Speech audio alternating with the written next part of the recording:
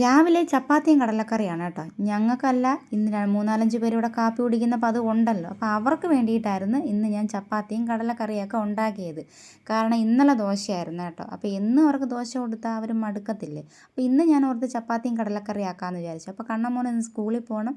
ചോറ് ഞാൻ ഇന്നലത്തെ ചോറ് ഇച്ചിരി ഇരുന്ന് അതെടുത്ത് ഞാൻ തിളപ്പിച്ചൂറ്റി ചമ്മന്തിയും മെഴുക്ക് പുരട്ടി ചോറുമാണ്. അപ്പോൾ ഇന്ന് ഇതേ ഉള്ളൂ, ഇന്നല്ല എന്നും ഇതൊക്കെ ഉള്ളൂ കേട്ടോ.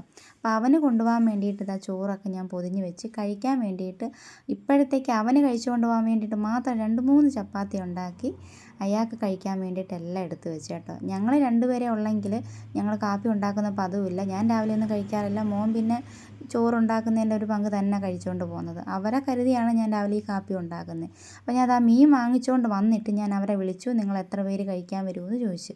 അപ്പോൾ അവർ പറയും, ഞങ്ങൾ മീൻ തീർന്നുകൊണ്ട് ഞങ്ങളെല്ലാവരും വീട്ടിൽ പോവുകയാണ്, അതുകൊണ്ട് ആരും കഴിക്കാൻ വരത്തില്ലെന്ന്. അതുകൊണ്ട് എൻ്റെ ചപ്പാത്തിയും കടലക്കറിയും എല്ലാം വേസ്റ്റായി. ഞാൻ ഇനി എന്തോ ചെയ്യും. അപ്പോൾ എൻ്റെ ചാനൽ ആദ്യമായിട്ട് കാണുന്ന എല്ലാവരും എന്നെ സബ്സ്ക്രൈബ് ചെയ്ത് സപ്പോർട്ട് ചെയ്യണം. അപ്പോൾ എല്ലാവർക്കും ഓക്കെ, ബൈ, സീ യു.